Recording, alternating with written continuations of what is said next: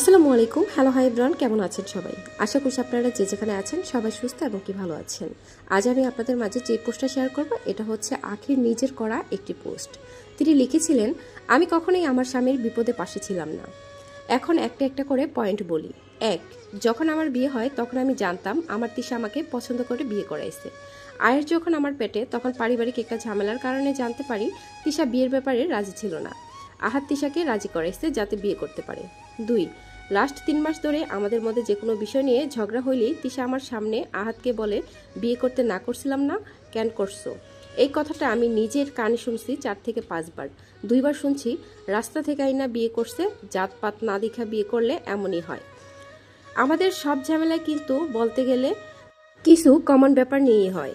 3, এখন ঝগড়ার মেইন ব্যাপারগুলো বলি। আমি যখনই আহাতকে বললাম, সারাদিন পার হয়ে যায়, তুমি আমার একটু হাক করো না, আমাকে কেন একটু সময় দাও না। এখানে সময় দাও মানে এই না যে ফিজিক্যালি করতে হবে। আমি এই কথা আহাতকে বললেই বলে আমি মেন্টালি প্রেশার দিই। তখন তিশা কিছু বলতে না, বাট আয়াস হওয়ার পর থেকে তিশাও বলতে শুরু করে, আমার হাজব্যান্ডকে কেন তুই মেন্টালি প্রেশার দেস? আমি বউ হয়ে যদি আমার হাজব্যান্ডকে আমি এই কথাটা বলতে না পারি যে আমাকে একটু ভালোবাসো, তাহলে আমি কেমন বউ? 4, বিয়ের পর থেকেই একটার পর একটা ঝামেলা, তখন থেকে আমি চলে আসতে চাই। সব সময় আমাকে তিশাই আটকায়। একটা সময় তিশা প্রেগনেন্ট হওয়ার পর আমাকেও বলে বাবু নিতে, তখন আমি বাবু নেই। 5, আমি জানি আহাত আমাকে তিশার মতো ভালোবাসতে পারবে না। আমি কখনোই আহাতকে ফোর্সও করি নাই যে আমাকে তিশার মতো ভালোবাসো, তাই বলে আমাকে এমনভাবে কষ্ট দিতে হবে? দুইজনই গলায় লাভ বাইট নিয়ে ঘুরে, এগুলো দেখে আমার খারাপ লাগে না? এক বিছানায় শুইলেও তিশারে জড়াইয়া ধইরা শুয়ে থাকে, আমি আমার মতো এক কোনায় পইড়া থাকি, আমার কষ্ট হয় না নাকি আমি রোবট?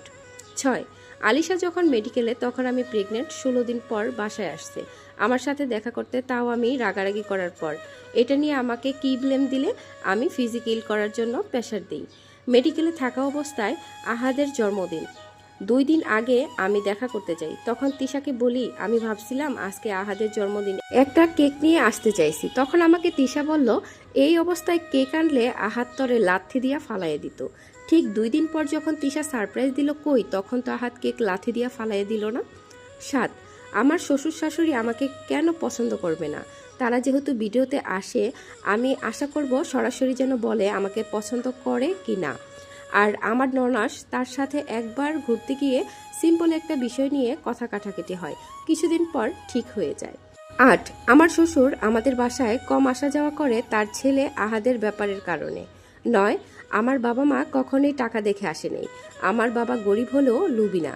তিশার আম্মুকে যখন 5 লক্ষ টাকা দিয়ে স্বর্ণের চুড়ি কিনে দেওয়া হয়, তখনই আমাদের মধ্যে কথা হয় আমাদের 3 পরিবারের জন্য কিছু না কিছু করার।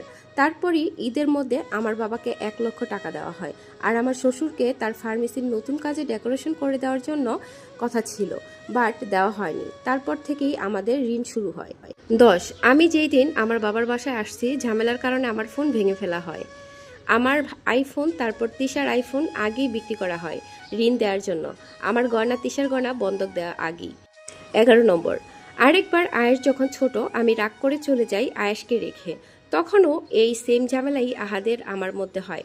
তখন আমি বলছি আমি আলাদা রুমে ঘুমাতে চাই, একদিন আহাদ আমার সাথে ঘুমাবে, একদিন তোর সাথে। তখন তিশা বলে আমাকে এক ফ্ল্যাটে আমি তোর সাথে থাকতে পারবো না, আমার কাছে ছোট লোকই লাগে, তুই উপরে থাক আমি নিচে থাকি।